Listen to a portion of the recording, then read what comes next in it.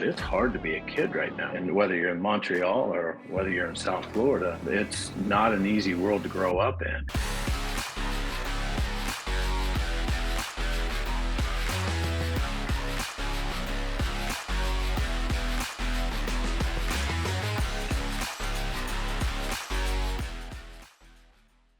What is up, everybody? It's Ed Gow Jr. of Dad Central and the man with, it looks like growth happening again.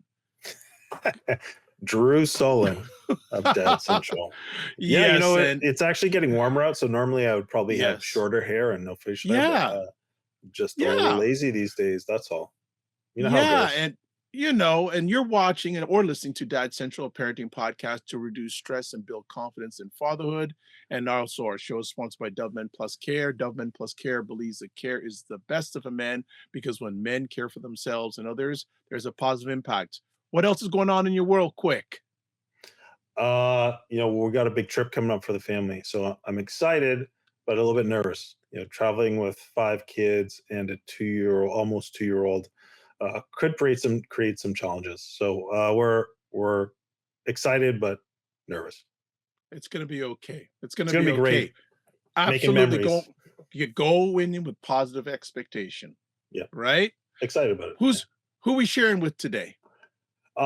Today I'm really excited because we've got Mike Matheny, former Major League Baseball catcher and renowned coach. So, Mike, he's made a significant impact on and off the field, not just as a player, but also a mentor to young athletes and as a father of 5. So, in this episode, what you're going to get is you're going to discover actionable coaching tips that elevate not only your child's game, but their character building journey, which I think is so valuable.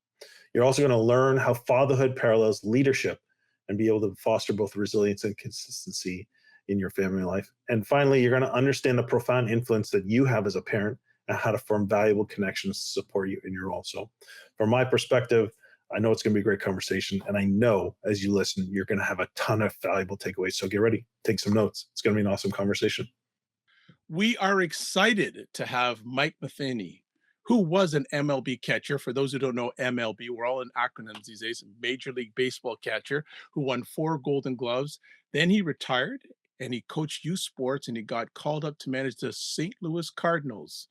Fun fact, he's the only baseball manager to be called up from coaching a youth sports team to managing a Major League Baseball team. After leading the Cardinals to a postseason in each one of his first 4 campaigns and winning the National League pennant in 2013, he was let go and went to Kansas City and did a stint there for 3 years. His first book, the best-selling The Matheny Manifesto, was about Mike's philosophy of coaching. You may have heard about it since it went viral. Now his new book, The Dad Coach: How to Lead Kids to Succeed on and off the baseball field, Mike shares how coaching youth baseball or softball so parents can be the best coaches they can be. The book is filled with tips, drills, and examples and words of wisdom on how to motivate the kids on your team. Mike's philosophy is what we use in youth sports to teach young people not only the skills they need to make the best players they can be, but also the character qualities that can make them the best adults they can be. And he believes that coaching done right can help raise great leaders, men and women, capable of influencing every facet of our future world. His way of coaching may harken back to a different era. Some may say it's even old fashioned, and there's nothing wrong with some old fashioned stuff, but he's committed to seeing his kind of coaching become the norm again rather than than some treasured relic of the past. Welcome to the Dad Central Show, Mike Matheny. Good day, sir. How you doing? Doing great, Ed. Thank you very much. Good stuff. We are excited to have you and looking forward to another epic conversation. And Drew, let's kick it off. Yeah. Well, Mike, so very much glad to have you. Really excited for the conversation, as I said before we came on to record. I didn't share this with you, but I actually grew up in St. Louis, so I was initially a Cards fan. I remember watching, I was a baseball player as well, and I remember watching you. So I'm trying not to be too starstruck, but I'm really excited just for that aspect to be able to see people that I've watched and analyzed. But I think the excitement really comes from the messages that I took from your book, and we'll get to that later on. But we love to start the show engaging with fathers and getting a little bit of their backstory.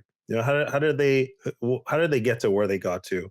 And so I think maybe we'll start, if you're open to it, talking about your fatherhood journey, because it's unique. You've got 5 kids, and you were doing that all while playing Major League Baseball or pursuing a career in Major League Baseball. So can you talk to us a little bit, like, what was that journey of becoming a father like for you? Yeah, thank you, Drew. That's a topic I love. I love to talk about. So proud of my kids. So proud of my wife being able to be the one that wore kind of both hats when we're in the middle of a 9 month season.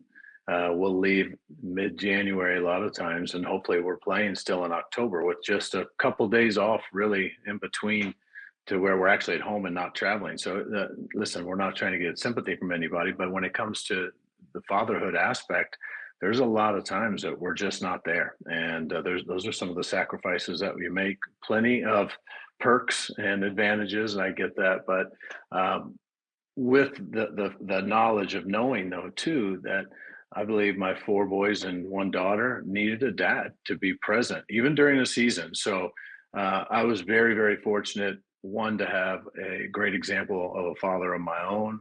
My dad is still a great example to me today, but just watching him on a daily basis and how he had to work to provide for us, and hard work as a heavy equipment operator, but never turned down an opportunity to play catch. Got to every game that he could when he wasn't working, and my mom the same way. Just great examples, and that stuck with me. And then also having some incredible mentors that were just a phase ahead of me, guys that were in the game of baseball, men like Todd Worrell, Andy Van Slyke, Rick Horton. We had a group that got together in St. Louis, and I was behind them. Their kids were a little older, and they were going through things that I was yet to go through, and just listening to them and the challenges, and then the accountability of these guys holding each other to those high standards. Like, hey, man, when we get home from this road trip, I know we could go play some golf, but your kids need you. And just kind of having that kind of investment is really rare, but absolutely shaped and formed the way I thought about my privilege and responsibility of being a dad. Yeah, so many good messages in what you shared, both in the early influences you had growing up, watching your father and having him involved in your life, but then also having, you said, other influential men around you, even in the same pursuit. And that, I love that last piece about accountability. Hey, we could go do this, but your kids need you. What a powerful message, I would imagine, coming from somebody who's maybe even a role model for you, or someone could be a mentor. That's really valuable. Could you maybe talk about, one of the things that we hear from dads is, sometimes it's pretty scary when they're about to become a first time dad. Now, obviously, you had a good influence, but what fears or maybe challenges did you experience as you were becoming a dad, and how did you overcome those?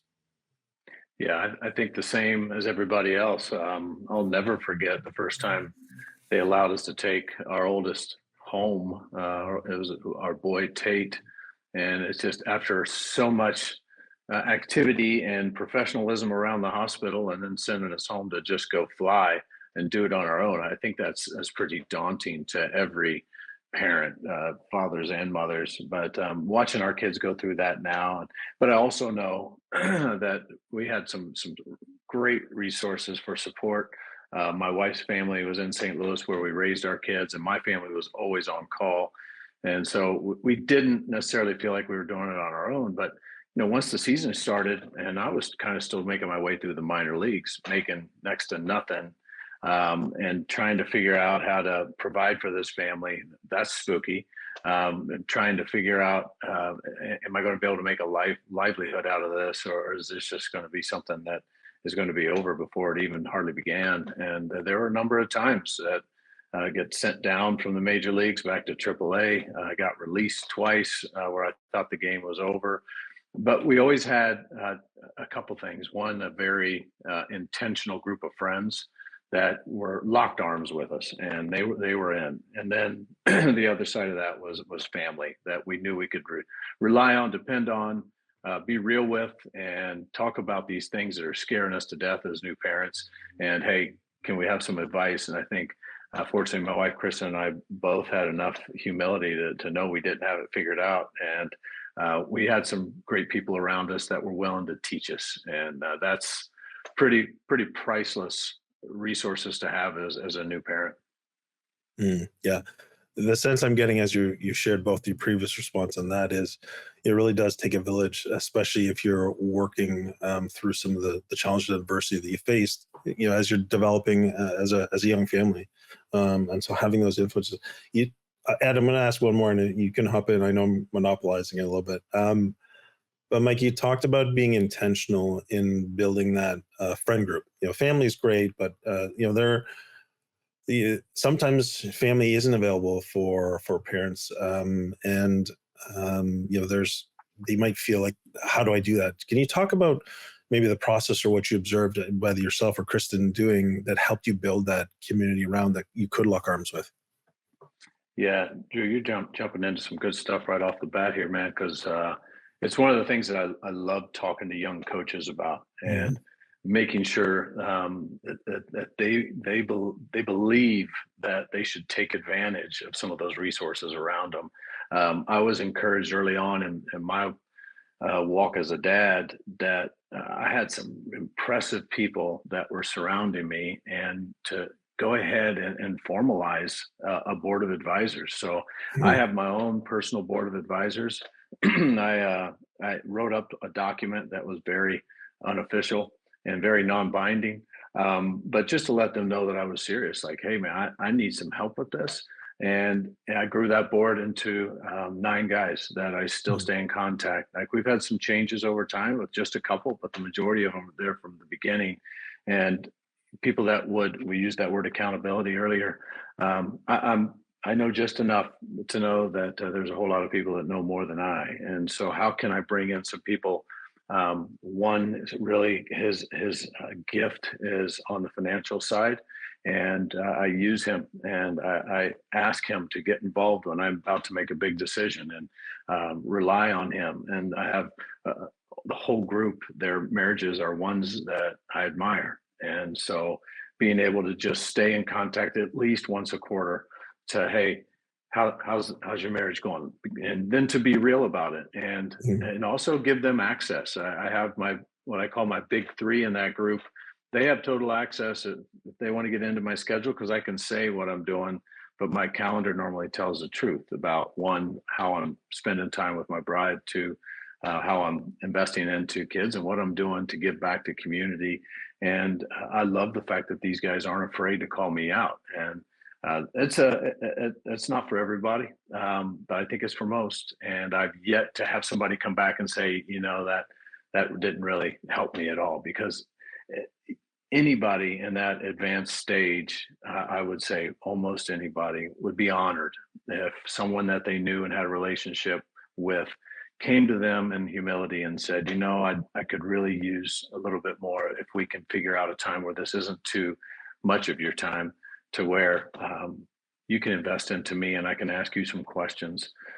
It's a great honor, and for me now to watch that happening on the other side of people asking me to jump in life, I mean, that's one of life's greatest rewards. So I would say, without question, maximizing those people around you, just figuring out who is it that I have great respect for, whether it is a relationship, whether it is a work ethic, whether it is something that they've been able to achieve or acquire, and it's something that's part of what you aim to look like. Why not? Just, what do you have to lose? The biggest thing that could happen is they tell you no, and then you just go to the next door. Mm. Yeah, thanks for that, Mike. I love it. Could easily ask a follow up, but I got to give Ed some opportunity here. Well, I'll just slide in gingerly, Mike. Just to say, my dad's a lifelong Expos fan, so I won't tell him I spoke with you. All right. So, but I was going to ask a question, and you've answered part of it, and it had to do with two R's when it comes to fatherhood. As a baseball man, you know the importance of resiliency and relationship. And you've talked Mm. about the relationship part. Could you give some insight to our fathers, dads, meal co givers out there about the importance of resiliency? when it comes to fathering? Yeah, I just think resiliency goes along with consistency, and I see fatherhood as maybe the ultimate leadership position when it gets down to it, and might not be as I don't know, attractive as some of the other titles with in the C-suite. But being a father is, to me, the ultimate responsibility to lead the people that you've decided to bring into this world. And I would say resiliency and consistency are hand in hand. I believe leadership is caught more than it's taught. And what they are going to see on a daily basis so outweighs whatever it is that we're doing when we're just flapping our gums like I'm doing right now. So it's an honor to be able to have people like my kids as grown adults now, and making sure that they caught some of the things that needed to be caught. Now watching them parent and doing it really, really well, and making up for some of the mistakes that I made along the trail. But I think it's uh, uh, being a parent and resiliency. It's not an option. I mean, it's just like being a kid. It's hard to be a kid right now. You have to have an incredible amount of resiliency to grow up, and whether you're in Montreal or whether you're in South Florida, it's not an easy world to grow up in, and it's not More an so easy in the world. cold in Montreal, but I hear what you're saying. Well, it is something that it takes grit, and that's one of the main pieces. Whenever I have the privilege of talking about my trail in baseball, what are the things that you were able to take away, the controllables of life? And I go through, I've narrowed it down to five, and one of those is just grit. The guys who I believe make the most of what they have on the field, and I think this translates and it crosses all kinds of borders, and certainly into fatherhood. Um, they stick it in there. They keep their nose in there and they keep on fighting. And then there's something really, really special when you see the special ones that when things get their hardest, they throw their shoulders back, they dig in a little bit deeper, and that's when they rise to a completely different level. Whether it's a dad, whether it's an athlete, any member of our society, life is hard. Life is hard, and how can you put your foot down and stand for something, and then not be afraid to continue to stand when it continues to kick you? And it isn't, heard this said so many times about parenthood. There's no exact manual to get you through it, which means you better be ready to just grind through it. And in the end, there's going to be some beautiful moments along the way. Mm. Drew, I know you want to move on to another section. You want me to ask another one, or we can move on to the next part of our conversation? You know, for me, so great question, Ed. I'm happy to, if you want to have a follow up, if Yeah, it's okay, yeah, can I just respond quickly to Mike? More sure. just because I think I want to more share from a sense of, what you just shared there really moved me. And I think because, I mean, I've been through some adversity in my fatherhood journey. But it moved me because I think I was just so inspired about the power of the truth that you just shared. And I know that there are a lot of fathers out there who are facing some significant adversity, and sometimes it's really challenging for them to be able to demonstrate that grit for whatever reason or another. And so I hope that if you're a father who's out there and you've heard what Mike just shared, that you can find that inside to keep persevering and moving forward despite some of the limitations, barriers, or challenges you're facing, because you are so valuable to your child, and your role is to what you said. Andy Stanley has a quote, every other leadership role is eventually replaced, but no one can replace you as a father in the life of Mm. your child. And so I was just inspired. I just wanted to share that back. So thank you very much for what you shared, Mike. Ed. With a major league baseball player, father of 5 kids, and also grandkids, what have your kids taught you in your fatherhood journey? One or two things. Wow. Um, well, first of all, I think you learn that you can love at a level you didn't know you were capable of. As you're heading into that whole thing, you think I'm just going to be a dad, and then you realize that, man, they just consume your being. And my wife and I have tried to be very intentional about spending time together, and we were adamant about having date nights. Once again, great advice that we were given from people a little further along the trail than we were. And we found ourselves constantly, and whenever we would go on date night, talking about our kids. It's just, and we still do now that they're all gone out of the house and families of their own. It's all consuming, which to me is just a kind of an indicator of the care and the love that we have for them, and the love that is returned to us as well. I just didn't know just how, going kind of back to Drew's point, about encouraging dads to stay in there, because I just don't think we realize how close they're watching, and I don't think we give ourselves the responsibility, but also the credit of being able to influence and be multipliers. I mean, every one of these kids that we have the privilege of investing into, to loving, to raising, however you want to call it, whatever you want to call it, to leading. Man, it's this chance to go and generationally make a difference. And I'm watching our kids that are able to now, as adults, come back and talk about some of the things, and not always did I handle it exactly how they would want it handled, but to be able to talk through it now, and for them to understand that, okay, here's what was going on in life right then, and I didn't handle that as well as I should, and to be able to do that to them even when we were young. I thought that was one of the greatest gifts my parents gave me, was admitting that I messed this up, and the freedom to not have to try and be this perfect parent, which there is no such thing, just in case anybody didn't know that. But to be able to have that grace of being able to figure it out along the way. And uh, I think my kids, being raw and real with me, and allowing me to be raw and real with them. And listen, but when it came down to it, I wasn't trying to be their friend. I needed to be their father. And that wasn't always pleasant. And I think there were times my wife and I both wondered if they were going to run for the hills once they got out of the house, because we ran a pretty tight ship. And we tried to have a why, though. There's a why we're doing what we're doing and how we're doing it. And it's truly meant not for us to feel like we're super parents, but we're trying to give you guys the best chance you have to go and live a successful life, to live an impactful life, to go and make the kind of life that makes a difference in our world, by us trying to raise you the way that we believe that you should be raised. And once again, there is nothing easy about any of that, and a lot of mistakes along the way. But just what I learned from our kids, Ed, is that it's okay when you don't get it quite right.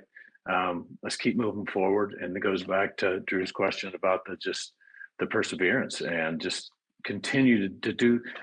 I love saying it this way: it's a discipline, and discipline is continuing to do the next right thing, or making the very best effort. What is that next right thing? And when you break it down into bite-sized pieces, what's that next right thing? I can do that one. If I don't get it right, I'm going to do the next right thing. And it just, like on any large task, get it into manageable size first.